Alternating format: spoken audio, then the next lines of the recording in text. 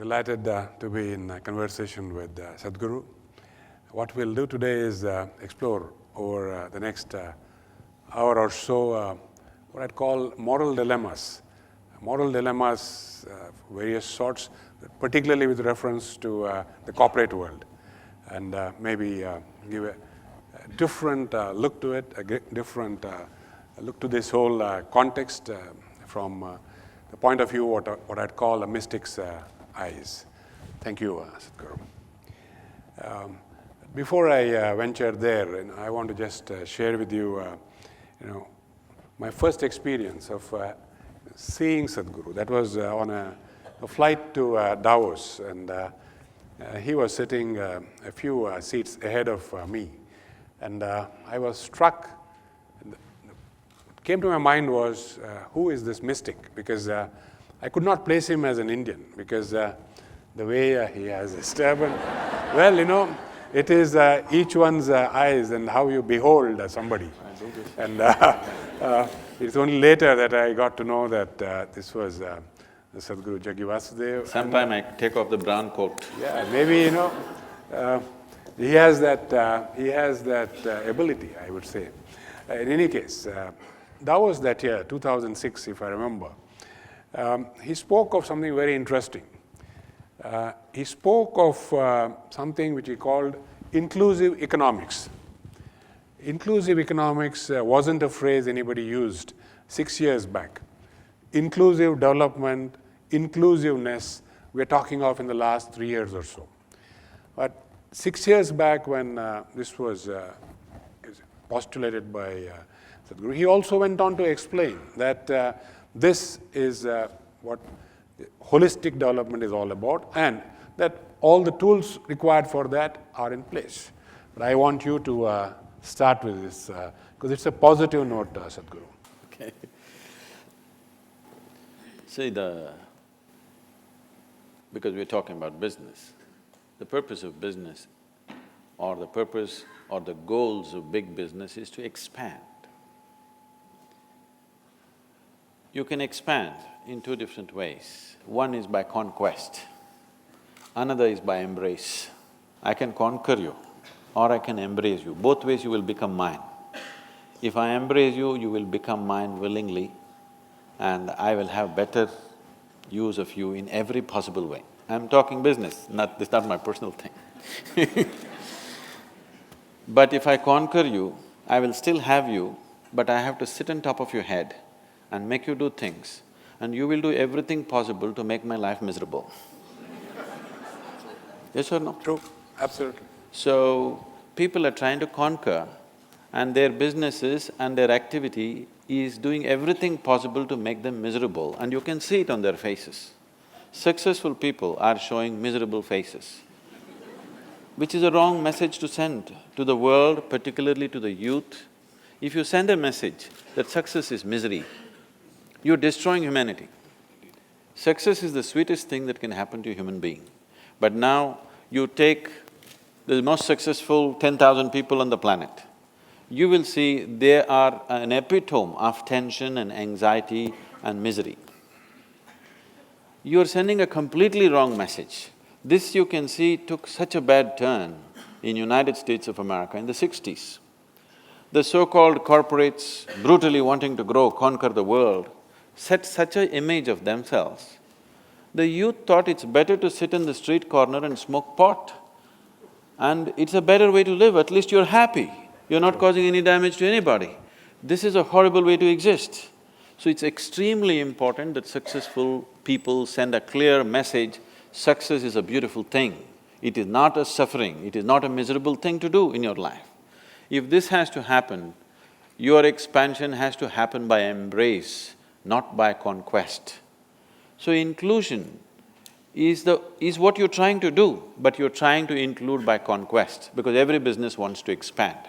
I think somewhere, because of the way today the financial markets and whatever is happening, lot of businesses have lost this sense that what they want is expansion. They're only looking at their quarterly balance sheets, which is not allowing them to expand, it's too short-term for expansion. Very big visionary businesses, I'm sure ICICI Bank has looked at it this way, otherwise it wouldn't be what it is today. People are looking at expansion. Those who are really looking for expansion, they're not looking at what is somebody's opinion every quarter. You don't care what somebody thinks about you. People think all kinds of things about me in the last 30 years, but in the last 4 years, just to take last 4 years as a segment, in last 4 years we have expanded over 20 times over. We multiplied, not expand. This is because of a huge embrace, not because of conquest. When you have expanded by embrace, you don't become miserable with expansion, you become joyful and wonderful with expansion. Thank you. I want to maybe stay on Davos for one more maybe round before we move on. You have seen Davos from 2006 till after the crash of 2008. And just before we came here, we were having a short chat, and you said you addressed depression in the post-2008 period. And of course, you have seen the euphoria of the preceding years. Euphoria to depression, how do these mood swings happen? And how does one balance out one's views, as it were? I think one reason is a lot of people have not strived for their success. They are successful by chance. That's why they're euphoric and depressed. If they had crafted their success, you would know the mechanics of success. It doesn't matter what's happening today, you know where you're going anyway. Nobody can take that away from you. So people who do not know the mechanics of what they're doing, the fundamentals of what they're doing, by chance, because of situational help, somebody becomes successful, he is euphoric, he thinks they're hitting a lottery, they're not successful. Hitting a lottery is not success, it's just chance. So because of that, you see too much of these swings. And anyway, as I was telling you, they asked me to handle this session called recession and depression. It was 2008, just then recession had moved into the European and American market. All these billionaires were carrying long faces, so I am supposed to spread it a little bit. Spread a smile, that is. So I said, recession is bad enough. Do you need depression on top of it? You always dreamed, you want to walk the beach, you want to swim, you want to go play golf. Okay, this is the time, less work, this is not the end of the world. And above all, the way we have structured our economic process in the planet is such that if we fail, we will be depressed. If we succeed, we will be damned. I said, I prefer that you're depressed. Because our economy is all about more, not about all. I think the business leaders, people who have reached a certain level of success, should shift their attention from more to all. All would naturally be inclusiveness. More is taking, all is an embrace. Indeed. Moving on to something that we see across India today, the mood of negativity. In a way, it is a continuum of this depression that we are looking at. But this collective mood of negativity, how do you look at it? And how do you actually explain? I think you meet only the people in the boardrooms. Right now, a lot of people, too many people, including the business leaders and the media, everybody is constantly talking about India will become a superpower, which makes me very apprehensive. You don't have legs and you want to climb Mount Everest. It sounds really apprehensive to me because we are going to flounder with this kind of attitude. Everybody is talking about India becoming superpower. You need to understand this in this country right now for 1.2 billion people. You neither have the roads, nor the airports, nor the infrastructure, nor the homes, nor even enough trees or not enough rivers, not even a piece of sky for 1.2 billion people. The only thing that we have is we have a population. We've done well on that. We have a huge population. If you transform this population into a very competent, focused, inspired population, yes, we could be a superpower in a different way than you understand superpower in normal sense. Superpower means people have always thought military might and something else. But we will be a superpower because just about anywhere you go, already we see that, but in a much bigger way, every company on the planet could be led by an Indian, that is superpower. We're all over the place. Somebody was telling, see, this is Bharat, Mahabharat is elsewhere else. You know, it's in a different place. So, I know there's one segment of people who are constantly morose about markets going down, markets going up and stuff. There's another level of people who are too loose in their thought that they think we're going to become a superpower. We don't have the fundamentals. I don't have to tell this to you, you know better. We don't have the fundamentals to become any kind of superpower. It's just too much of nonsense. Our problem is, we're too dramatic in our minds. We exaggerate our success, we exaggerate our failures. It doesn't matter, the crowd sees it that way, it's all right. But people in positions of responsibility and leadership should be able to see what is the reality, not imagining things about being superpower, not imagining things about going into dumps, both are not true. We are at a threshold. We are sitting with a possibility, a huge possibility in front of us. But between possibility and reality, there is a distance. Do we have the necessary commitment, strength and focus to walk the distance? That's a big question. Is every one of us working towards creating an India which will have the necessary focus and commitment to walk the distance from possibility to reality? This is still a question mark. Which way we will go, we don't know. Yeah, what I hear you saying, very rightly so, is we have this ability to exaggerate our success, exaggerate our failures, and maybe miss that big step that we have to take. We like drama. Yes, we need to do that. Moving on to something else, which in the corporate world I find people hesitate to say, and particularly in today's fast-changing world where things are changing at dramatic pace. Three simple words: I don't know. To be honest and admit it. I've seen you talk on this, and I've been fascinated by what you have said. But in the corporate context, I think it is very much something that we are yet to embrace, the ability to say, I don't know. Your thoughts, Sadhguru? See, the reason, the only reason a human being will seek to know something is because he realizes that he does not know. If he does not realize that he does not know, there will be no longing to know, there will be no seeking to know, and definitely there will be no knowing. It's not possible. Whether it is spiritual seeking or any other kind of knowledge, you will seek only because you realize you do not know. If you think you know everything or you believe you know everything, you will be just too full of yourself, that's all. And that is a huge problem, that's a very big problem. Though we have a culturally cultivated humility that you see all over the place, everybody is like this only, but still too full of yourself. When you bend, nothing goes out of your head. It doesn't make any space, I'm saying. Because my head is open, that's why I'm bandaged, can you see? I think that this is something that we have to understand and acknowledge if we are to grow as a nation in a business context. One is the ability to say, I don't know. Maybe in today's context, recharge yourself every year in those areas which you don't know and then proceed. This brings me to another corporate question, a problem. Inability to have a clear mind. Perception clarity, as you have put it in your words, as applied to what we do. How exactly do we look at it, and what is it that you think will stand business in good stead? See, when you say you're a leader, why would 1,000 or 10,000 or 1,000,000 people think you're a leader? Because you are able to see something that others are not able to see.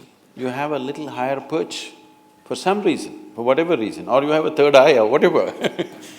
You have for some reason you are able to see something that everybody else is not able to see. That's the only reason why you will naturally become a leader, unless you are a Maharaja's son and we have to bear with you. If you have grown up to be a leader, that's the only reason. Because you're able to see something if you are able to do something that others cannot do, you would be probably an engineer, you would be something else and something else, but you are able to see something that others are not able to see. That's why you become a leader. A certain vision, a certain insight into the nature of things. What people will see tomorrow, you are able to see today. Not as a prediction, but you are able to see it and you are able to plan to get there before others get there. That's what makes you a leader. And now, if they don't have clarity of mind, today I see that wherever I go, particularly in the corporate areas, I wouldn't like to call it a corporate world because it's my endeavor to see that there's only one world, that people don't go on creating their own worlds. But in the corporate atmosphere, one thing that you see is people are tense and anxious because they think they are goal-driven. You want mangoes in your tree. If you sit there and do mango meditation, it's not going to come. If you nourish the roots, you never even looked up, never even thought of a mango, if you take care of the roots, one day mangoes will land on your head whether you want it or you don't want it. It will just happen anyway. But that whole thing is gone today, everybody has become goal-oriented and new age meditation teachers are telling you, don't bother about doing anything, just imagine and it'll happen. You don't have to do anything. Yes, it's going on, isn't it? Just think about it and it'll happen. Okay, just fanciful things, which sometimes work. The problem is, by chance, many things work, all right? If you simply throw a stone, a mango will fall. That doesn't mean you can do it once again. So if you somehow get to some place, when I say somehow, when you are not able to manage your own mind, how are you going to manage 10,000 people's minds? Because in some way leadership means you are able to draw these 1,000 people and take them in one direction. You are able to inspire these people or instigate these people, or like a Pied Piper, if you walk, they walk behind you because somehow you captured their minds and they decided that your way of thought and your way of looking is better than their own. It's not a simple thing. For people to think that your way of thinking is better than theirs, you will have to prove it in 1,000 different ways, otherwise they're not going to surrender their own way of thinking and feeling and whatever. So for you to prove that, first thing is you must be in charge of yourself. When you do not know how to take charge of your mind, your energies, your body and yourself, how will you take charge of them? And they're not safe in your hands. I would say, anybody who is scattered all over the place, in his hands, nobody is safe. Such a person should be one of the departments, he should not be a leader. If he has to be a leader, in his lap everybody should be safe, then only he can be a leader. That is possible only if you have taken charge of yourself. Lot of people have gotten there somehow. Can I tell you a joke? Please. Please. On a certain day, a bull and a pheasant were grazing. Bull was chomping the grass, pheasant was picking ticks off the bull partnership. There's a huge tree at the edge of the field. The pheasant very nostalgically looked at the tree and said, "Oh, alas, there was a time I could fly to the topmost branch of the tree. Now I do not have enough strength in my wing even to get to the first branch." The bull very nonchalantly said, "That's no issue. Just eat a little bit of my dung every day. Within a fortnight you'll get there." Pheasant said, "Come on, what kind of rubbish is that?" The bull said, "Really, try and see, the whole humanity is on it." So very hesitantly, the pheasant started pecking at the dung, and lo, on the very first day it reached the first branch of the tree. Within a fortnight, it reached the topmost branch of the tree, just beginning to enjoy the scenery. An old farmer was rocking on his rocking chair, saw a fat old pheasant sitting on top of the tree, pulled out his shotgun and shot the bird off the tree. The moral of the story is, many times even bullshit can get you to the top, but it never lets you stay there. You know, the phrase was coming at the end, you know, where the joke really was cracked. I was just trying to sensitize I know. to the down Sadhguru always says this, that drama is important. So, midway, I think we all thought the joke was already cracking, but we didn't hear the crack. We heard it crack at the last minute. A slightly more difficult subject for us, I'm sure. and not for you, honestly. Egos, because this is something that we deal with every day in the corporate world. You have egos across colleagues. You build, organization structures. I call them cages because very quickly it is like you are in your cage and you're protecting your cage and you don't want anybody to come anywhere near it, and so on and so forth. How does one deal with the egos? Or maybe a larger question, how does this whole thing arise and how do you, where does this conclude? You want a business answer or a spiritual answer? No, I want a spiritual answer. Business answer we try in our own crude way, but I think we now have to try from your eyes, how is this handled? See, a lot of people have taken on this mode. Whenever they do something nasty, they would like to blame it on you, but you are not willing to take it. So they blame it on Mr. Ego. Where is this Mr. Ego? He only comes in when you're nasty. When you're beautiful, when you're joyful, when you're loving, when you're wonderful, Mr. Ego is absent. Only when you're nasty, you want to put it on somebody else because you haven't found anybody else, you have invented one Mr. Ego. There's no such thing. It is just that human beings are right now in a condition where sometimes they're pleasant, sometimes they're unpleasant, sometimes joyful, sometimes miserable, sometimes wonderful, sometimes horrific. This is what they are. Is there anybody here who is 24 hours good? Oscillating. This moment you're wonderful, next moment you're nasty, isn't it? So, because of this volatile inner nature, because it's not established, in the yoga we say, yoga saha kuru karmani, first establish in your yoga, then act. That's not been done. First is action. When your first action, this is what happens. Because you're unsettled, you're going from pleasantness to unpleasantness just about any time with smallest instigation, you have invented Mr. Ego. See, if you say, me and my ego reside within this body, what it means is, there are two of you. If there are two of you, that means you're either schizophrenic or you're possessed. You need either a psychiatrist or an exorcist. You're not sure what is the problem.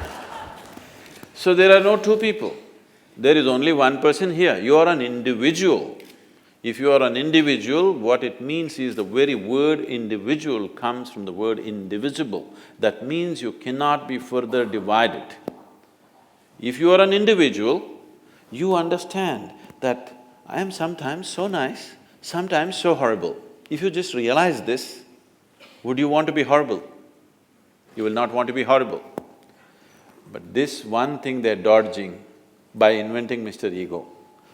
When people come and ask me, Sadhguru, what to do with my ego? Give him to me, I'll kill him right now. Where is he? No, he comes once in a way. Whenever you want to pass the buck to somebody, he's always there ready. Instead of that, some people don't go through all that. If they become little religious and if they think they're spiritual, what they will do is, they will give up their ego and they find God. All the nasty things that they do, they say it's God's will. They're taking instructions from Him, so you can't argue. People have waged wars, they've done horrible things to each other, the nastiest possible things they have done to each other because they were taking instructions from God. Others are taking instructions from a local guy, which is Mr. Ego. Sadhguru, I think in the corporate world, we have to do something painful a lot of times. Build businesses and then destruct businesses. And Jack Welch was probably one of the masters. He said that if you're not number one or two in any business line that we are going to cut you out. I think he was a brave leader and built a great company. Not all leaders find it easy to nurture something. And in your phrase, you say nurture and butcher. We may not use that phrase, but it's exactly what we have to do, but we fail at it. I want your views on this. I think on some of my books, I think one of the quotes that they have put, I think they printed, I don't know if they're still using it, at one time they were using it. I said a guru is a butcher. And a very difficult butcher because he has to lovingly nourish something and then when it's ripe, he has to slaughter it.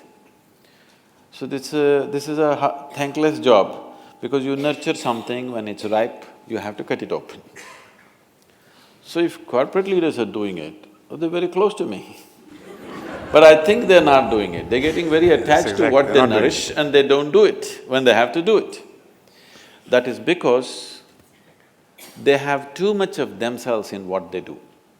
See, the beauty of action, any action that we perform in the world, the beauty, the pleasure and the joy of action, a human being will know only when he has no need for activity. If I sit here like this with my eyes closed, I can sit here till I fall dead. I won't have any interest, it doesn't matter what drama is happening, I won't open my eyes if I have to, if I don't have to.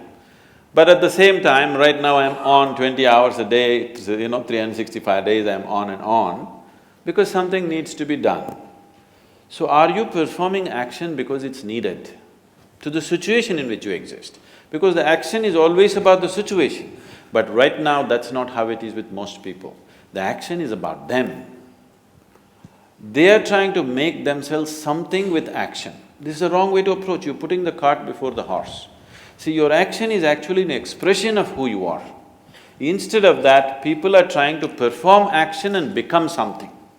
You first become something and then you act in the world, these problems will not exist. What is needed, you will simply do. You will neither call it nurturing or butchering or anything, you will simply do what is needed. Right now, so many unnecessary things human beings are doing on this planet because it's about them, it's not about the situation in which they exist. So very right. I think in the corporate context, it's probably the most difficult thing for most people to do. They probably develop some attachment which they cannot let go. And they're like grandmothers. Like grandmothers. They're like grandmothers, so… They were ready to die, but once the grandchild comes, they don't want to die.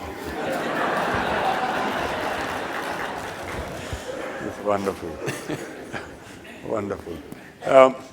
Again, in the corporate context, you learn, you devote and you work. My interpretation of Gyan, Bhakti, Karma.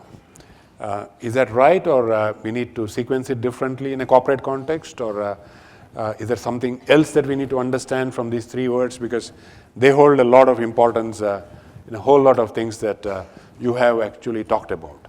And I'm trying to seek how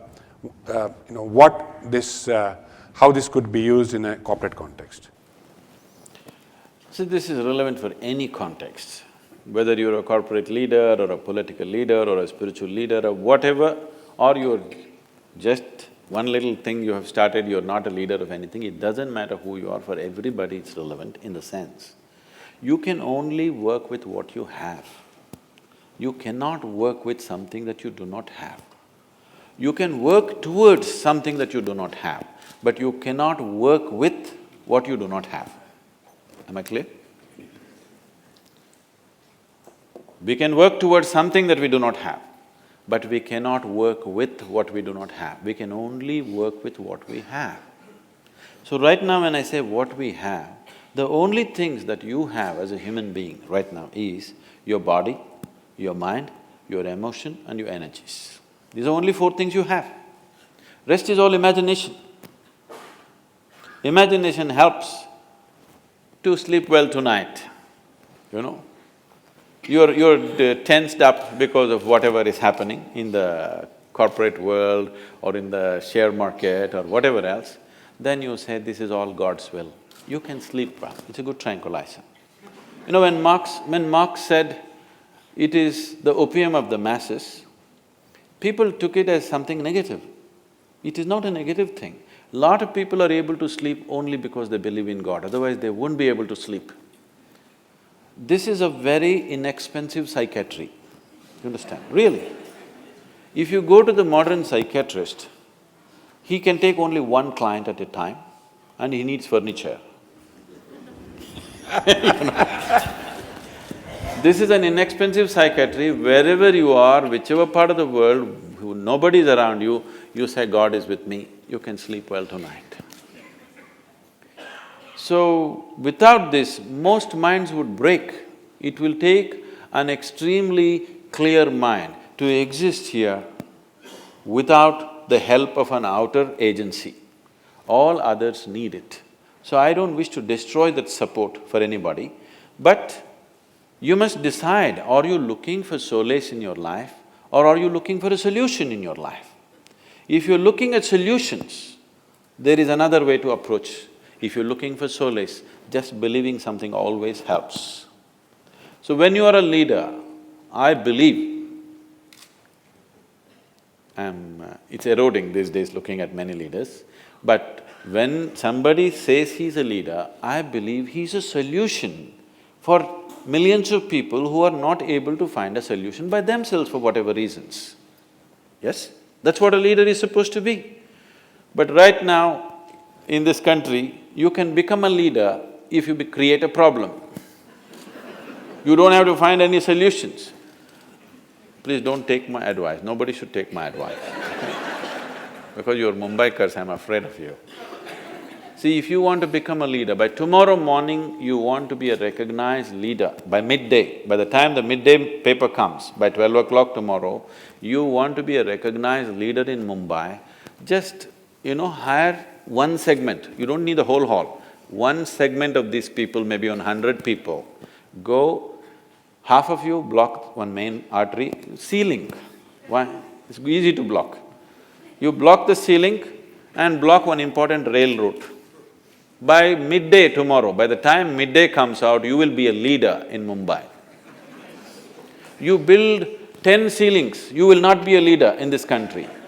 You just block one or you break one instant.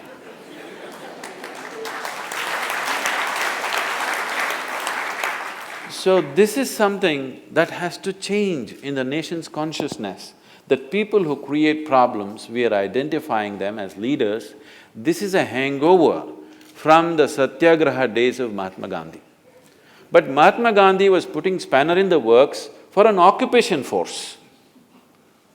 Every day he will call for non-cooperation, Satyagraha, he will fast and putting spanner in the works essentially. Their industry, their business, if it flourishes too much, he will put spanner in the works so that there is an impetus for them to leave, so that it's not too lucrative for them to stay forever. That's understandable, it was fantastic technology, without killing people, without fighting a war, an effective way of doing it, and he did it successfully, that's great. But that hangover is not gone in us today. Even today, I see chief ministers who are fighting for their right to call for a bandh. Stopping the nation is one kind of technology, making it happen is another kind of technology. But there is going to be respite for us because this whole leadership business, if you look at it, say a few hundred years ago, the most dominant leadership on the planet was always religious leadership. Then slowly transited into the hands of military leadership. From there, in the last 150 years, gradually it moved into the hands of democratic leadership. And now, in the last 2 decades, and particularly in the coming 2 decades, you will see leadership will largely move into the hands of economic leaders, business leaders. They will dominate, already it's beginning to happen. So we have moved from the shackles of religious dogma to the tyranny of military leadership, to the confoundedness of democratic leadership. Now will the business leadership deliver? That's a question. Very good question, and that leads me to the next question, Sadhguru. That is, and I know you have very interesting views on it, so greed. I'm talking of in the corporate context, and we'll explore many hues as we go along of greed, but I'm sure we would all very curious to hear your views. See, once we have chosen, there was a time about 20 years ago, 25 years ago, when India was vouching that we are a socialist country. Socialism is a watered-down version of communism. When you don't have the courage to be a communist, you become a socialist.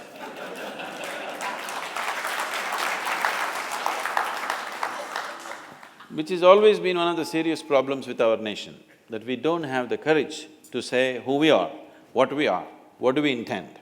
We'll always beat about the bush, we always beat about the bush, which leaves everybody in confusion, because nobody knows where we want to go. So, communism as an idea is a fantastic idea. Karl Marx might have known a lot about economics, but he knows very little about human beings.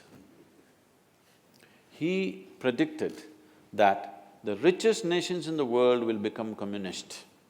People will share their wealth with each other, and how wonderful it's going to be the world. It's a fantastic dream. It's a beautiful dream. It's one of the best dreams the world has dreamed, that everybody will be equal, everybody will have everything, nobody has to… it's by our need, not by our greed. You may produce $1 billion, I may produce nothing, but you are willing to share with me. There's a very beautiful story, incident which happened when Mark Twain visited. He was so excited. Wow, rich are going to share their wealth with the poor and everybody's going to be equal, equal opportunity for everyone. This is fantastic. Everybody wanted to go. Lots of thinkers and authors from America traveled to Russia because they were so excited. This is it, the world is going to change. So Mark Twain was walking in a country road. A country Russian gentleman was walking in front of him with 2 hens under his arms. He ran up to him, caught up, and he said, "Comrade, are you really a communist?" He said, "Yes, I am a party member." He said, "Is it true that if you have 2 bungalows, you will give away 1 to your comrade?" "Of course. If I have 2 bungalows, I will give away 1 to my comrade. I'm a party member, I'm an office bearer." "If you have 2 carriages, will you give away 1 to somebody who needs it?" "Of course, I'm a party member, I'm the president in my village, I have to and I will." "You have 2 hens, will you give away 1 of them?" "What the hell, that's all I have." So people wanted to give away what they don't have.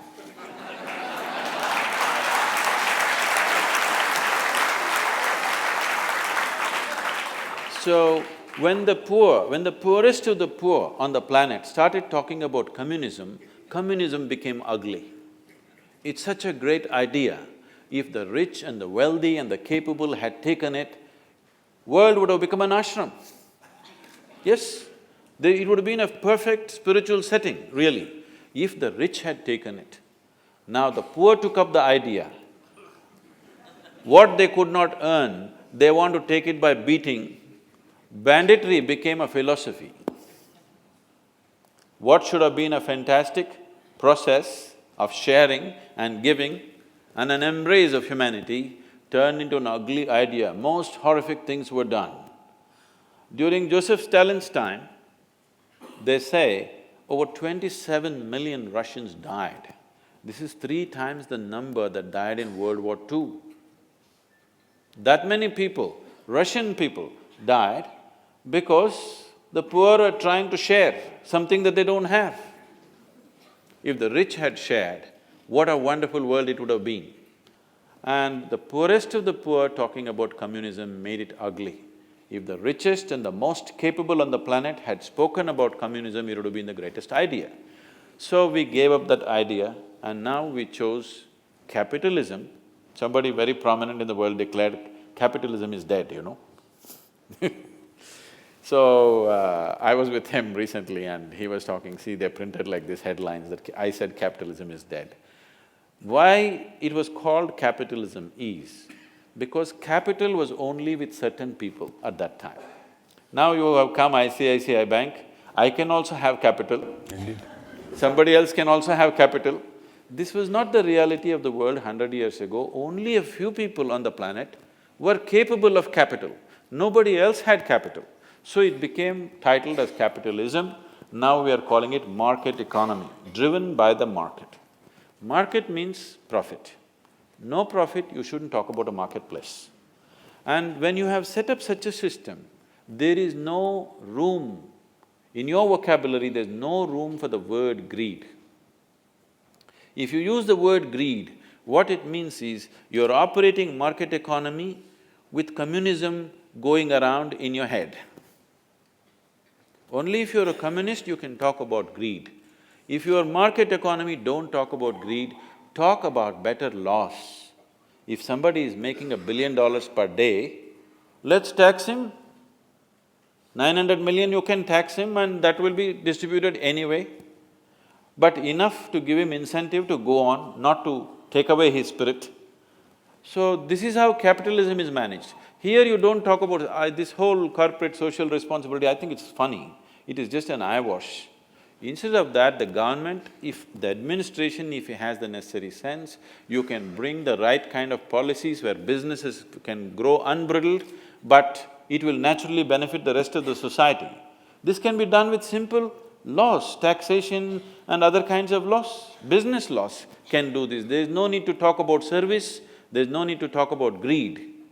Everybody can live with dignity because if you are the receiving end of the service, you lose your dignity. If you are at the giving end of the service, you go to heaven, both are wrong.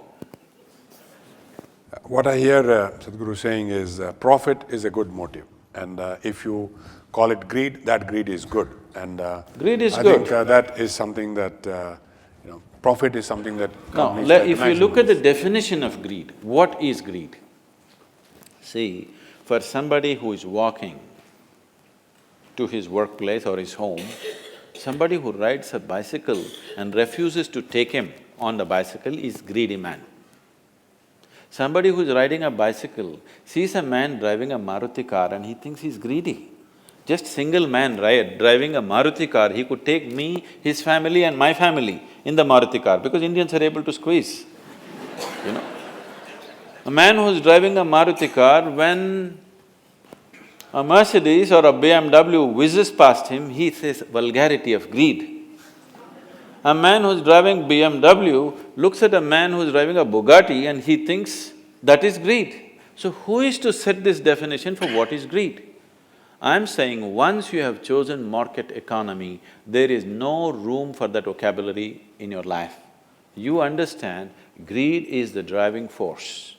Now, it is for the laws to manage the greed so that your greed benefits everybody else. In African lore, there is a saying, when the lion feeds, everybody else gets fed. So if you're a lion, you have a big capability, when you feed, it is the laws which should make it in such a way, if you make profit, everybody should live well. Instead of talking about greed and service and corporate social responsibility, I don't know why they're deviating themselves into all this So stay focused on maximizing profitability. Yes. Tax appropriately and let everybody grow. For the corporate world, a slightly more difficult question, integrity, because that is something that is today seen as at a premium. Exploring this whole issue of integrity a little more, corporate world you come across what term as shades of grey. Are these artificial, like the ego, or are they real? And what drives them, and how do you actually put them to rest? Because this is surfacing more and more, and the excuse is, well, it was grey, so I chose a particular path. See, in human life, whether it's personal life or corporate work life or social life, you cannot eliminate the grey. But the grey areas become very dominant in a society where the laws are not crystal clear. For the grey areas to be reduced, we must simplify the laws, we must make the laws in such a way that everybody can understand the law. Only then it can be implemented. You are in the highest level of banking. Do you really believe you understand all the laws that are there in banking in India? Let me ask, I know you don't. Because nobody can understand this. It is such a confusing nonsense that you leave so much grey area. Now the only thing you can tread is grey. When half the street is grey, you will naturally go.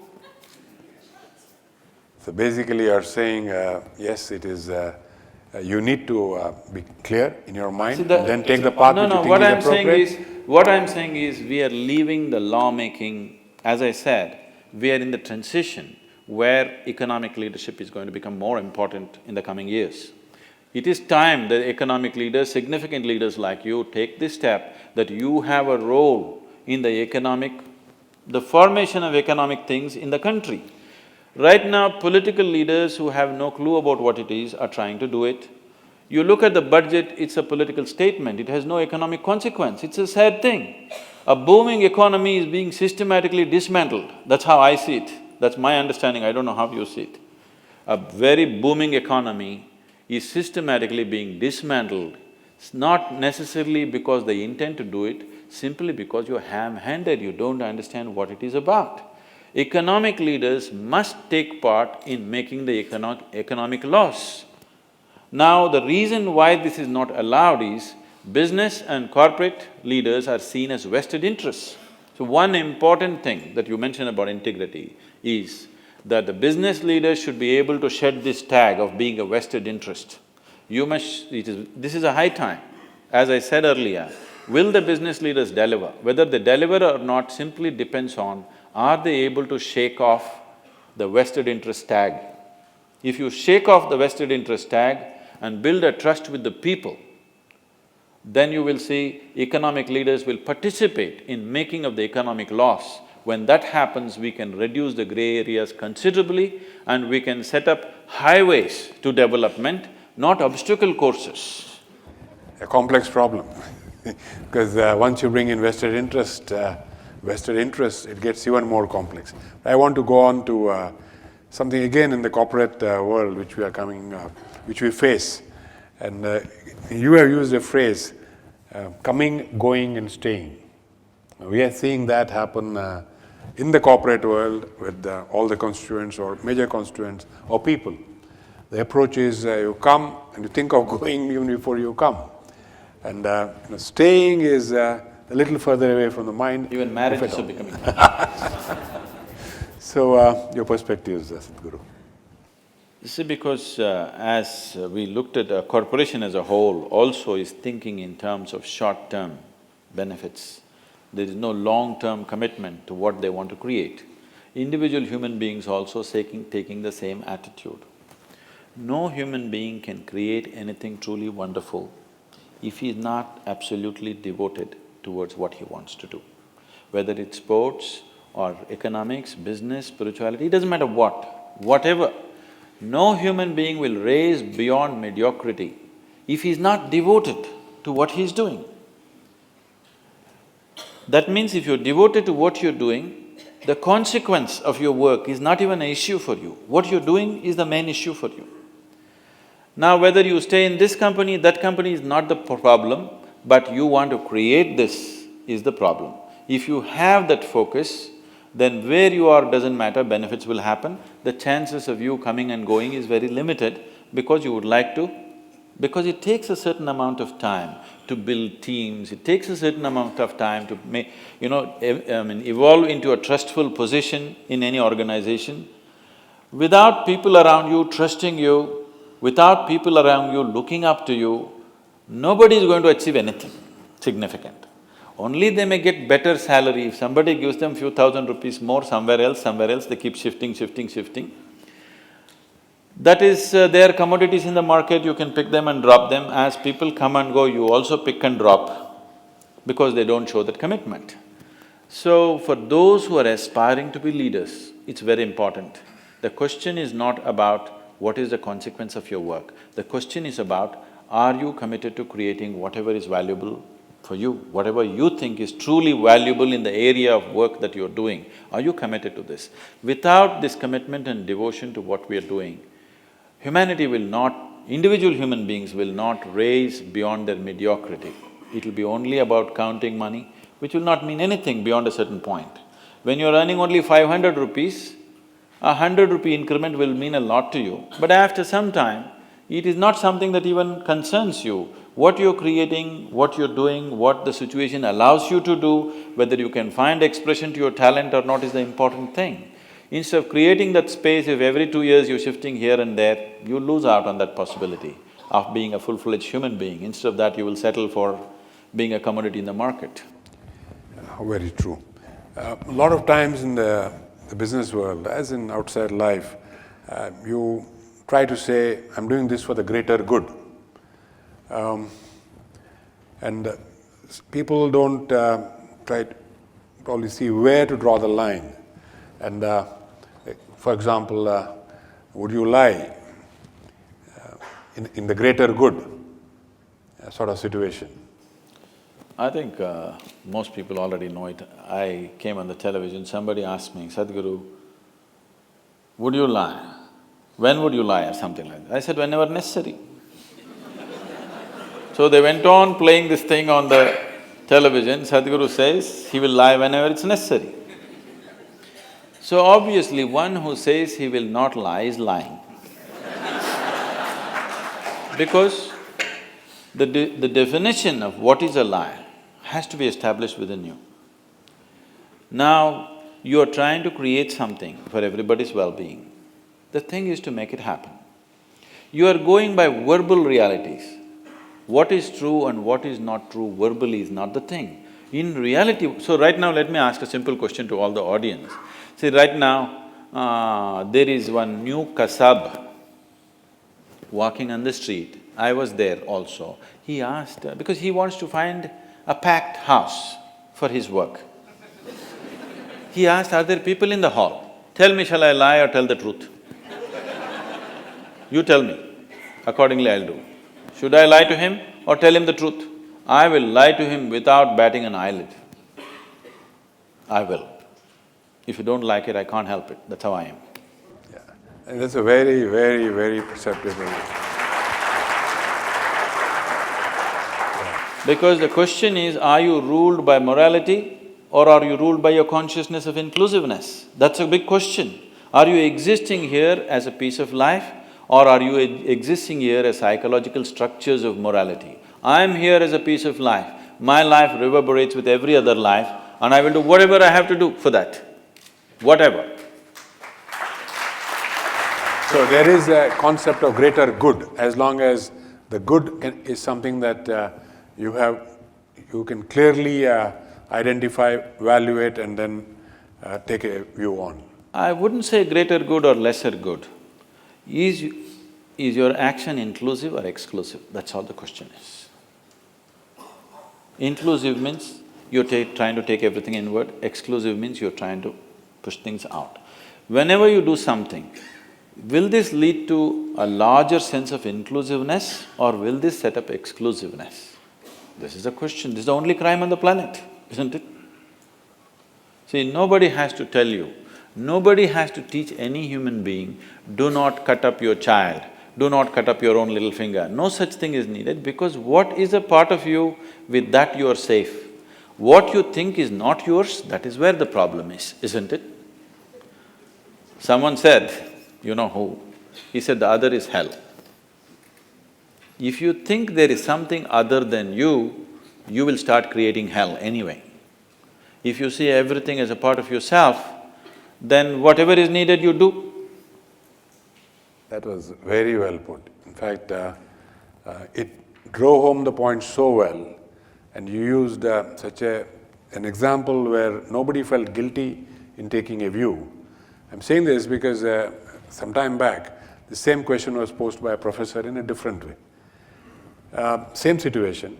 He says, to find out where this person is going to next attack and or do something, we need to torture him. Will you torture him or not? Now, I think the example that you used brought out the morality of it very clearly. That is it an inclusive act or is it not an inclusive act? And you take a view based on that. No, we have found better solutions. In India, because we are a land of truth, we have a truth serum. We don't beat them anymore. The question I have is still in the corporate world. One big issue that is coming up now is work-life balance. And the young Indian is today seized of this question, as indeed young people everywhere in the world. So, particularly in the American milieu, I see, because I mix with this, people there. In India, it's not so tight. People still are little between both. In United States, it's so strictly done. Friday morning, they're already in their beach shorts in the office. Inside their trousers, they got beach shorts. When they come out of the parking lot, they're pulling it out. Because Friday evening, they don't want to be seen in their pinstripe they want to be seen in the beach shorts. So this distinction between work and what is considered fun or pleasure is too stark. That is mainly because you're suffering your work. If you are enjoying your work, that distinction wouldn't be so stark. If you went to your work like you're going there to have a love affair, if it was a love affair, for me, my work is a love affair. If I work 22 hours a day, I don't feel that, something has been taken away from me, because you're doing what you care to do. If you're doing what you really care to do in your life, if you're constantly creating what you care to do in your life, everywhere you go, no matter whether it's a workspace or on the street, wherever you're constantly striving to create what you care for, then you will see you're like on a holiday, always. It's always pleasure. Sometimes you need a break from this thing for the physical body. If you need a break from work, I think you need to look at yourself. That means you're doing something that you don't really care for. If you're doing something that you truly care for, why would you want a break? I would like to have 48 hours per day, if it's possible. But even a mystic is not given extension. They're just strict on the 24-hour schedule. I'm willing and I'm energetic enough to go 40 hours a day, but they don't give extra time, I asked this question of Sadhguru as we were driving here, how long is your day? Very diffidently. And Sadhguru said, well, it's around 18-20 hours. And of course, if needed, it extends even longer. I didn't know that it extends beyond 24 hours. No, they don't I give… can well believe that it extends beyond 24 hours for you. No, even a mystic and a yogi is not given even a minute's extension. That's a problem with the creation. Doesn't matter who you are, you don't get an extension, it gets over, it gets over. So, now this distinction between work and pleasure being so stark is not a healthy thing. That you enjoy the weekend and you suffer the week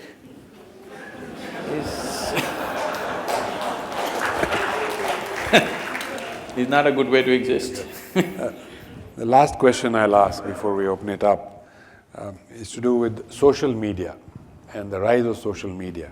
How do you see that impacting our lives? And as broadband connectivity grows, and it's growing at a rapid pace in India, I think 1 billion Indians will be connected and could be participants in this big net, as it were. I even met the person who started this Facebook thing. And about 8 months ago, I was telling my daughter, show me this, what is this Facebook, I've never seen. She said, oh, this is not for you. I said, why is it not for me? Am I so ancient that I can't book up somebody's face? She said, that's not it.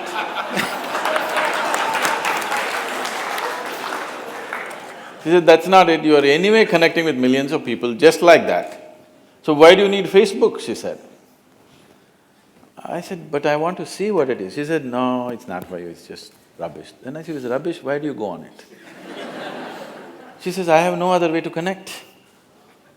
You just connecting with people like this, so you don't have to go on it. I have no other way to connect, so I go on it. And my time on the Facebook is she was telling me, it's from the age of 16, now she's 22, she said, it is reducing for me because I'm able to connect better as the days go by. And when I was 16, I couldn't connect with anybody, so I was always on the Facebook. Now I'm able to connect better, so I'm going off the Facebook gradually, but I'm keeping it like a little bit. So in some way, from her wisdom I'm understanding this, some way if you're not able to get along with people who are sitting right next to you right now, you would like to connect with somebody far away. It's safe.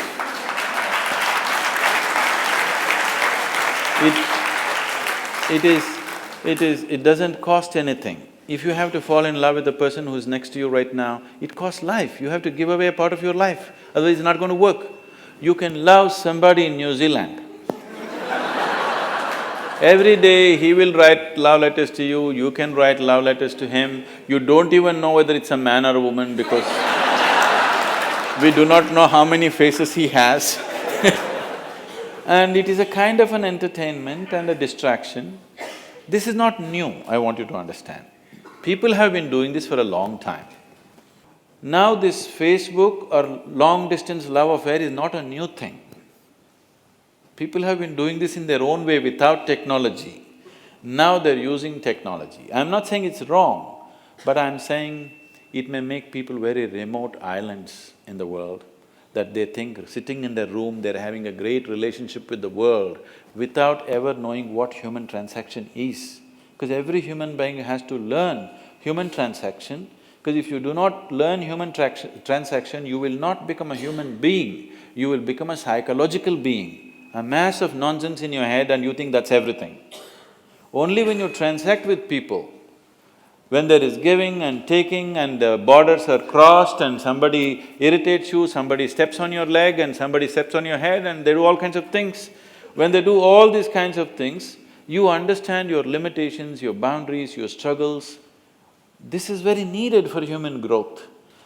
In some way, in one way it is enhancing, but in another way it is making lots of people a kind of islands. So what I would say is, technology has no quality of its own, it's just an enabling. How we use it, it can make us or it can break us. So it is left to the individual and it is left to the cultures, left to the educational institutions and people who are educators who are involved in it, to bring this awareness into the child that technology is made for our well-being, not to destroy ourselves. If this is taught to every child, I think they will use it in a positive way. Thank you. We can open this, a few questions to the audience. Guruji, you mentioned that taxes have to be rationalized, but how does the taxpayer ensure that it is spent properly? I said, in the making of the laws, economic leaders have to be included, especially the economic laws. Once that happens, the next step of how it is used also will come into their hands. I'm saying the law-making should not be the prerogative of people who just from nowhere they pounce and just land in the parliament just like that. I mean, the statistics that they're giving, I don't know if it's all genuine statistics or you can trump up cases against people in this country. But what they're saying, how many people have… I mean, yesterday Anna Hazare has been going about giving statistics. I don't know if all this is real. I would like to believe it's not real.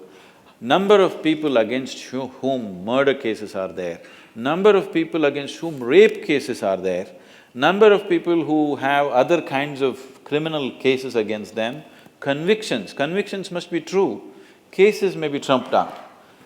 When you look at this, if these people are going to decide how the money is going to be used, we very well already know how it's going to be used.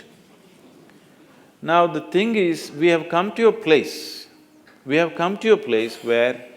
people are not even expecting integrity from the political leadership. Even that expectation is gone. Even if there is somebody with some integrity he comes, we already branded him that he's no good, anyway he's going to be a thief.